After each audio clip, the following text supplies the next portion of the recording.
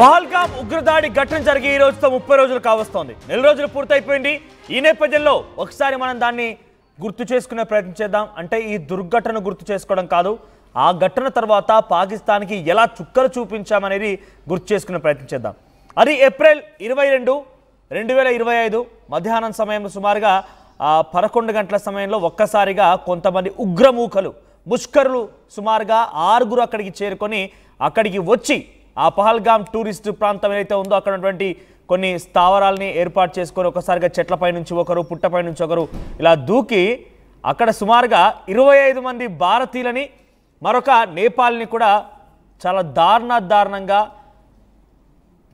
గన్తో పేల్చి చంపేశారు. నిజంగా ఆ ఘటన గుర్తు చేసుకుంటే నాకు నోరు రావడం లేదు. ఎందుకంటున్నానంటే అక్కడ అడిగిన వాళ్ళంతా ఒకటి అడిగారని చెప్తున్నారు. మన వైజాగ్ సంబంధించిన చంద్రమౌళికి సంబంధించినటువంటి కుటుంబీకులు కానివ్వండి, నెల్లూరులో ఉన్నటువంటి మరొక వ్యక్తి కుటుంబీకులు కానివ్వండి, వీరంతా ఒకటే చెప్తున్నారు. సో మమ్మల్ని మీది మతం ఏంటి అని అడిగారని చెప్తున్నారు వాళ్ళు. అక్కడ కలాం చదవమని చెప్పారు, మతం ఏంటి అని అడిగారు. ఈ రకంగా మతాన్ని అడిగి చంపినటువంటి ఘటన మొట్టమొదటిసారిగా ఉగ్రదాడి ఘటనలో ఇది చాలా ఆశ్చర్యకరంగా మొదటిది కూడా. బహుశా మతాన్ని అడిగి చంపడం అనేది భారతీయులు అయితే సరిపోతుంది, దాడులు చేద్దాం చంపేద్దామని ఆలోచనలో ఉన్నారు, కానీ మతాన్ని అడిగి చంపేశారని చెప్పి అక్కడ స్థానికంగా ఉన్నటువంటి అక్కడ ఎవరైతే ప్రత్యక్ష సాక్షులుగా ఉన్నారో వారంతా చెప్పారు. అలా అడిగి సుమారుగా 25 మందిని చాలా దారుణంగా గన్తో పేల్చి చంపేశారు. మరొక నేపాలిని కూడా చంపేశారు. 26 మంది మరణించారు. అయితే సాయంత్రం కల్లా ఒక్కసారిగా భారతదేశం మొత్తం ఉలిక్కి పడింది. ఏం జరిగిందంతా కూడా అందరూ ఆశ్చర్యపోయారు. ఎవరికి దిక్కుతోచడం లేదు. అసలు ఏం జరిగి ఉంటుంది, ఎవరు వచ్చారు, ఎందుకు చంపారు, మతం అడగడం ఏంటి, ఈ రకంగా దారుణానికి పాల్పడడం ఏంటి అంటూ కూడా ఒక్కసారిగా నివ్వెరపోయారు. ఇక తెల్లవారు చూస్తే పహల్గామ్ ఉగ్రదాడి ఘటన గురించి ఒక్కసారిగా నిజాలు మొత్తం బయటపడ్డాయి.